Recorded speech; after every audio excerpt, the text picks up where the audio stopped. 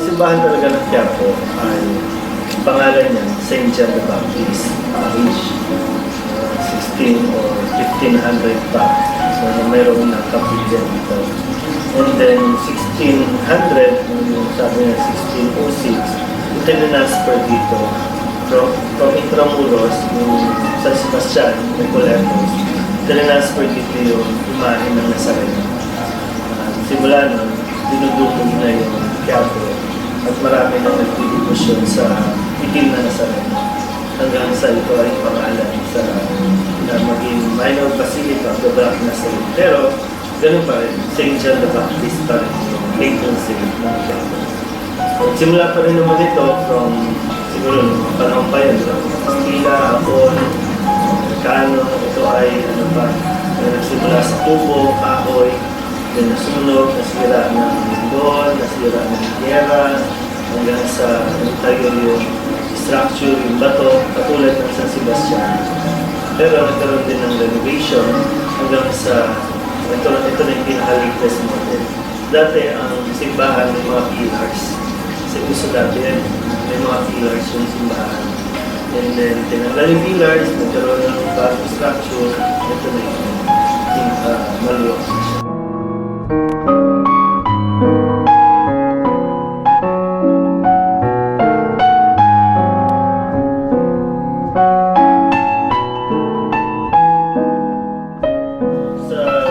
Archdiocese of Manila, meron talagang ministry o office para sa yung guide kung paano dapat itinatayo yung simbahan, ano yung tsura dapat ng altar, ano yung mga do's and don'ts, saka yung pinakamahalaga na part na dapat nandiyan sa simbahan. May guideline.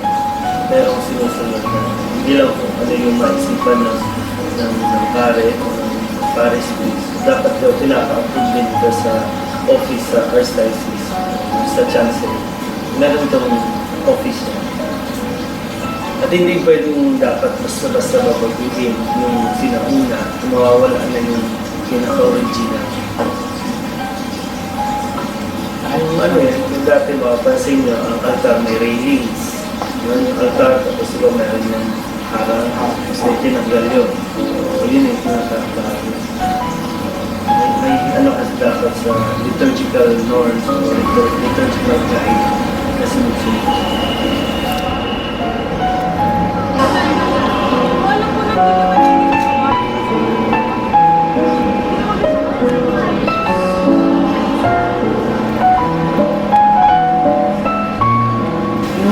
Sa Quiapo, walang office na restoration. Nandun na sa may nakasentro yan sa Intramuros, sa Chancery o tinatawag Arsobispado. Sila yung dapat na nangangalan. Pero hindi ganun ka solid yung office na ito para maprotektahan yung mga old churches ng simbahan. Pero sa ibang probinsya na rin. Yung iba, tinapahan mahala sa heritage office. Sila yung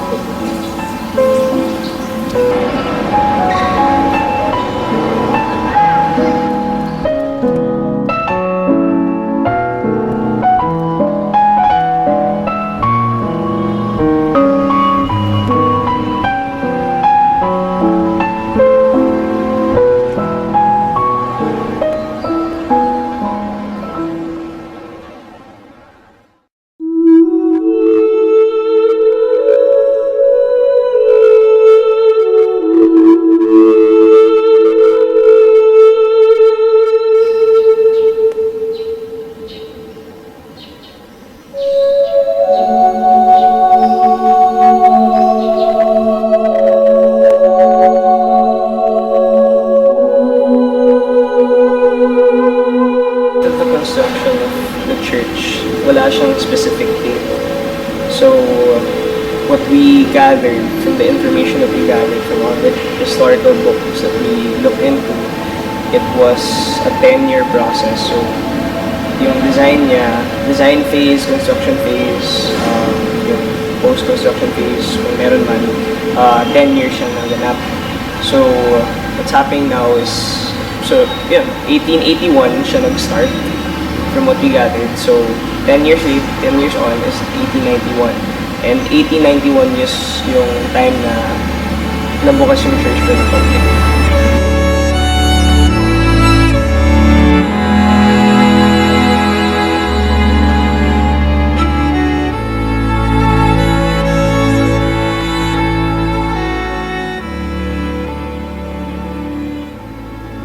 Yung church is run by the Augustinian Recollects.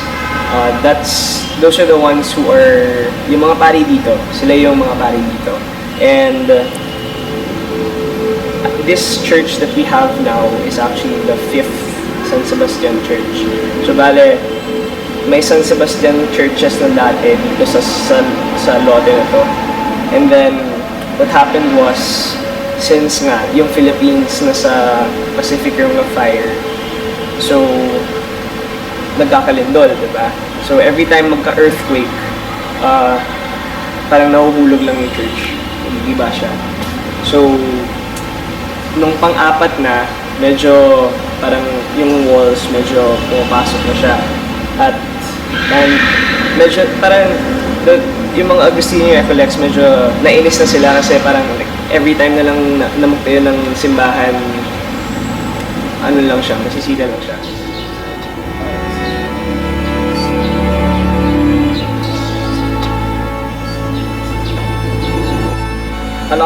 There are a lot of myths kasi parang may lumabas na this is actually designed by Eiffel Tower, by the one who made the Eiffel Tower, si Gustave Eiffel.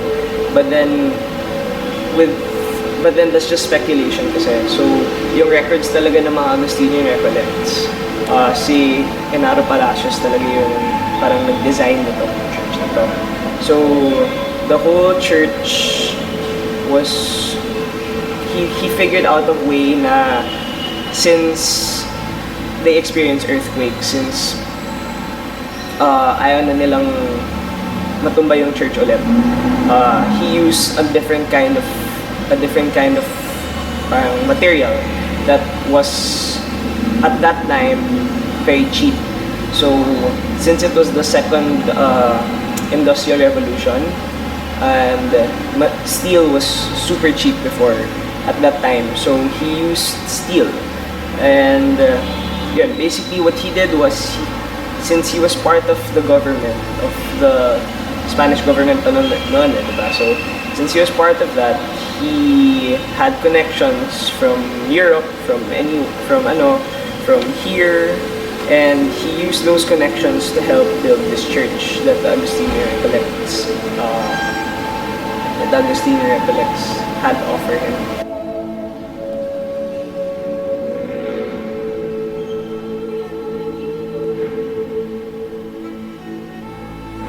The French, the people from France, they actually helped make the foundations of the church. So everything that you see under, the French helped the design of that foundations. Kasi you can't have steel foundations because hindi din siya, well, it won't work basically. Structurally, it won't work. And then the one that, so our designer was Spanish, si Palacios. Our foundations were made out of came from the French, so France, and then the steel came from Belgium. The foreman actually that came here and helped with the work is actually English, so he's from England, right? And then we have a lot of different things in the church that are made from Europe and that were shipped here. So all the stained glass that you see around the church here behind me is made from Germany, from the Oitman group of companies. So I don't know what generation they're in. I think the 5th generation, pero if you search for ointment sa Google, nandun pa sila, hindi pa sila nag-close down. So, yun. Those are from Germany. And then, originally kasi yung floors were wood. And that was wood made from China. So, they brought in wood from China to come here and then help fix the floor. But then, after a while, they wanted to kasi Quiapo used to be, alam mo yung Forbes Park ng Makati, di ba? Medyo rich, high class, yan, di ba? So, Quiapo actually used to be the high class of Manila. So, a lot of prominent families stayed sa mga streets dito, sa Hidalgo, sa may Quiapo Church. And they wanted to, since medyo nag-warp yung wood, they wanted to change the flooring. So, they made it machuca tiles now. So, that's what you see now. And then, a lot of people, when they come here, they ask, so ano yung contribution ng Filipinos, right? The Filipinos actually painted the whole church. So if you look up, if you look down, wherever, inside the church, kasi outside medyo iba na yung kulay, diba? Medyo cotton candy green na siya. And that's not the original color. We have photos of the church painted differently. So, and we still haven't actually figured out what the original color is or what the original design was.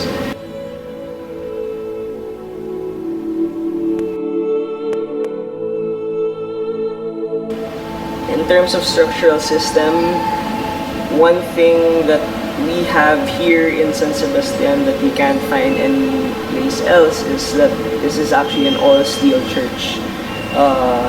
Maliban na lang sa foundations kasi yung foundations medyo made out of stone, right? But then, other than that, and other than these floors of the choir loft, this whole church is made out of steel. Like I said, you can take a magnet, tapos dikit mo lang siya sa buong church. Tapon ka na isang magnet sa isa na yun, didikit yun. What you can't find, well, from what we know, and what we're sure of, this is actually the only all-steel structure in the Philippines. Okay? Most of the churches or kahit buildings or houses, they have some sort of either wood, either concrete, or masonry, or whatever they use, bricks, whatever it is. This is the only all-steel structure that we can see in the Philippines. So yun. And yun nga, since it is an all-steel structure, medyo it comes with its drawbacks. I guess at that time they didn't, see. For me personally, they didn't predict na okay, all steel, sige, it will help us sway. Kasi the only reason why naman they used steel because when the earthquake happens, gaganon lang siya. Susunod lang siya sa lindol, di ba? Hindi yung tipong pag masonry, when it gets agitated, it will crumble down. This one, the shake will just surround the structure. But then again, we're in a tropical country, right? So that being said, we have rain, and that's actually the leading cause of this whole church's problems.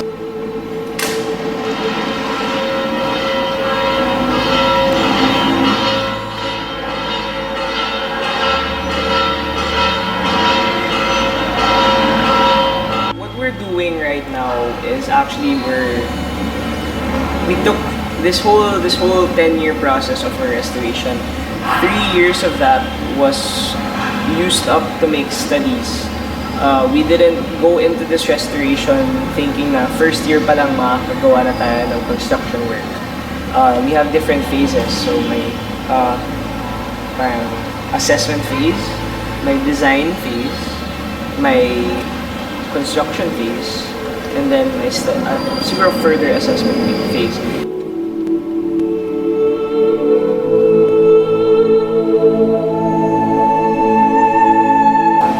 We've had times when yung mga ribs na yan sa ceiling, a few of them fell, or a chip or a part fell. So we're trying to find ways kung why it's happening. So yun, even if we're in the design and construction phase, we're still trying to do studies on why things are happening. Because we don't just fix something because it's broken. We kind of want to figure out why it's happening first. And I think that's what makes us unique, in the sense that, you know, we're not just doing this to fix it, but we're doing this to understand why things are happening, why it's breaking. And then from understanding it, that's when we'll be able to fix it. That's our restoration process there.